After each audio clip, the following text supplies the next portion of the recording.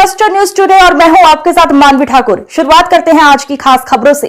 देखिए, दिनांक 3 अक्टूबर को थाना पीजीआई पुलिस को एक सूचना मिली थी कि रेणु यादव पत्नी रमेश यादव, जो कि बाबूखेड़ा पल्ली पश्चिम गांव की रहने वाली हैं, कुछ अज्ञात व्यक्तियों द्वारा इनके घर में चोरी के इरादे से घुसे और इनको घायल कर दिया गया, जिसके बाद इनको जब अस्पताल लेकर गए तो इनकी मृत्यु हो गई। साथ ही साथ एक पुलिस को ऑडियो भी साझा की गई थी, जिसमें कि इनके जो पुत्र निखिल यादव हैं, उनके द्वारा ये बताया गया था कि ये जो चोर हैं उनकी मां को घायल करके भाग रहे हैं और अब निखिल को मारने के लिए उनके पीछे भी लगे हुए हैं। इसमें हमने मृतका के पति की तहरीर पे संगत धारा में अभियोग पंजीकृत कर लिया था और इसमें 5 टीमें हमने इसकी घटना के सफल अनावरण के लिए गठित कर दी थी।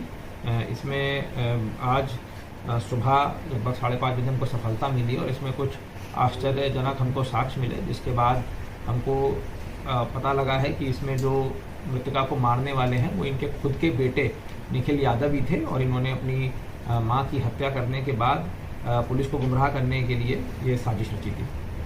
किस लिए मारा है? देखिए, पूछताछ में हमको पता लगा है कि निखिल यादव जो हैं ये ऑनलाइन गेमिंग और ऑनलाइन बेटिंग के आदी थे। ये tirangaGames.com करके एक वेबसाइट है जिसकी डिटेल्स हमने प्रेस नोट में भी जारी कर रखी है।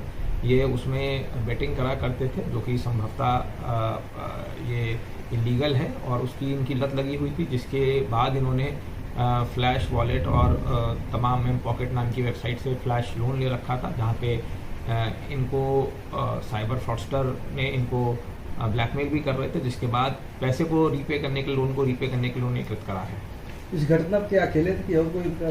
देखिए, घटना में ये अकेले ही हैं। इन्होंने बताया है कि जब ये घर पे ज्वेलरी चोरी करने गए थे, अलमारी से ज्वेलरी चोरी कर रहे थे और वहाँ से निकल के जा रहे थे, तब इन्हें शक था कि इनकी माँ को इसके बारे में पता लग गया है, जिसके बाद इन्होंने पास में पड़े पेचकस से उनके गले में पहले पेचकस मारे और उसके बाद पास में पड़े सिलेंडर से उनके सिर पे चोट मारी थी। सर, ये हत्या के बाद सर कहाँ थे, कितने दिन ये कहाँ इन्होंने देखिए, इन्होंने जब ये हत्या कारित करी उसके बाद ये अपने पिता की जो स्प्लेंडर बाइक थी उस पर बैठ के वहाँ से निकल गए और ये कैंटोनमेंट होते हुए चारबाग रेलवे स्टेशन पहुंचकर इन्होंने त्रिवेणी एक्सप्रेस जो ट्रेन है वो पकड़ ली थी और उसके बाद ये इनकी गिरफ्तारी फतेहपुर से हुई है।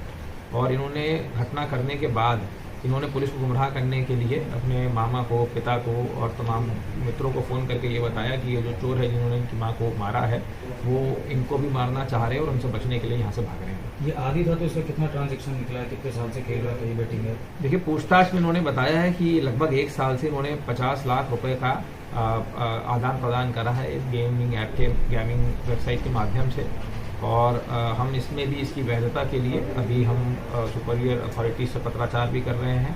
बताया गया है कि ये गेम ऑफ चांस है, गेम ऑफ स्किल नहीं है, इसमें ये जुआ सट्टा बिल्कुल बैंड है ऑनलाइन। इसके लिए हम इसकी वैधता के लिए हम कम्युनिकेशन भी कर रहे हैं। सर, ऑनलाइन गेम के बारे में क्या परिवार को पहले से मालूम था? देखिए, परिवार वालों को कुछ पता था क्योंकि इसने पहले भी अपनी माँ के जो ज्वेलरी है उसको गिरवी रखा था, इसके मित्रों को पता था और ये इसका आदी था और ये इसके मित्रों के साथ ही खेला करता था। सर, कितने कैमरे देखे गए होंगे लमसम इनकी गिरफ्तारी के लिए? कई 100 कैमरे हमने देखे। सर, ज्वेलर्स वाले सामान गिरवी रख लेते हैं तो इन पे भी क्या कुछ ऐसी कार्रवाई होगी जो?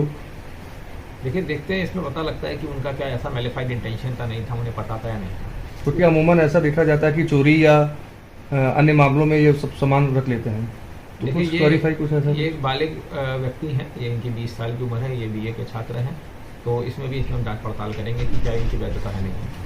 इससे पहले जो जेवर इन्होंने गिरवी रखी थी सर, वो कितने दिन पहले रखी थी?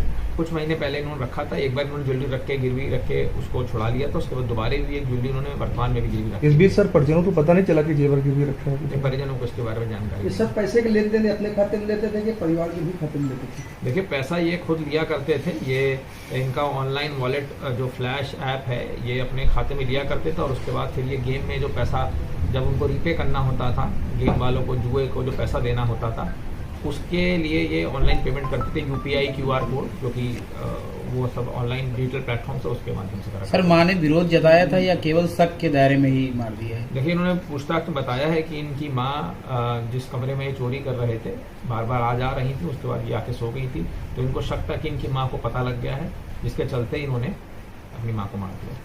सर, करीब 70,000 रुपए भी गायब थे निखिल के साथ, तो उसमें उस संबंध में कोई बरामदगी हुई है? ऐसा कुछ बरामदगी नहीं हुई। इनके द्वारा बताया गया इन्होंने खाली ज्वेलरी चुराई थी, वो पूरी पर्सन बरामद कर ली गई है। सर टीम को क्या सर कोई इनाम घोषित हुआ? टीम को 10 से 25 हज़ार का इनाम दिया जा रहा है।